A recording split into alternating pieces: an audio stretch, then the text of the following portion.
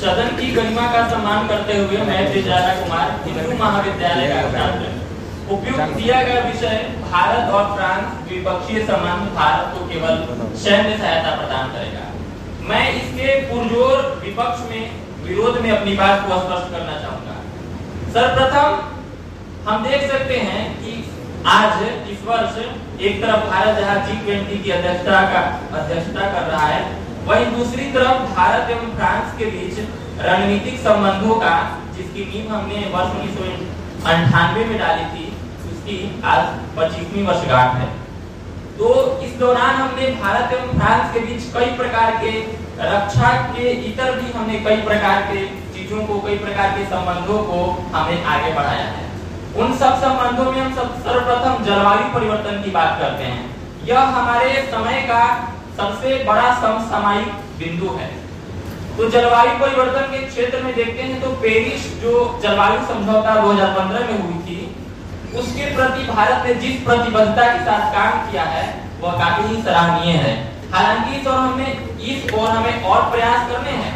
इसी दिशा में हमने वर्ष 2015 में अंतर्राष्ट्रीय सौर गठबंधन का गठन किया, जिसके द्वारा जितने भी सौर ऊर्जा से संपन्न देश है उन देशों को जोड़ना है और जिसका जो मुख्यालय है, सचिवालय है, वह भारत के गुरुग्राम में स्थित है। वहीं हम अंतरिक्ष उद्योग की बात करें तो भारत की अंतरिक्ष एजेंसी इसरो एवं फ्रांस की अंतरिक्ष एजेंसी CNS ने साथ मिलकर मंगल मिशन की स्थापना हेतु 2020 में अपनी एक योजना प्रस्तावित की है।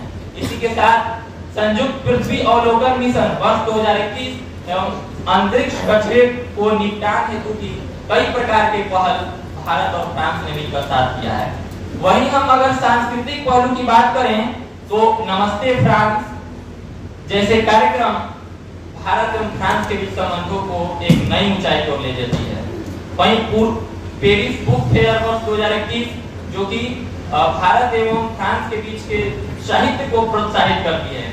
इसी के साथ अगर हम शिक्षा के क्षेत्र में देखें तो इंडो फ्रेंच जो सेंटर फॉर एडवांस रिसर्च हैं और जो रमन चेपॉक जो फेलोशिप है, ये दोनों मिलकर भारत को शैक्षिक क्षेत्र में काफी आगे बढ़ाते हैं। साथ ही साथ दोनों देश एक दूसरे की डिग्रियों को भी मान्यता देते हैं। इस हिसाब से हम कह सकते हैं कि जो भारत एवं फ्रांस का जो संबंध है वह न केवल सैन्य संबंध है बल्कि इसे इतर कई दृष्टिकोण में है। वहीं अगर हम समुद्री सुरक्षा की बात करें तो वन ओशन शिखर सम्मेलन जो कि राष्ट्रीय क्षेत्राधिकार से परे थी, इसमें किसी प्रकार के क्षेत्राधिकार की बात नहीं थी, इसमें जैव विविधता की बात की गई थी। इसमें भी BBNJ नामक एक संगठन की स्थापना हुई जो कि सिंगल यूज प्लास्टिक जिसके कारण से मछलियां जो हैं वह समुद्र में मर जाती हैं, उसके रोकथाम हेतु भारत और फ्रांस ने मिलकर संयुक्त रूप से प्रयास किया है।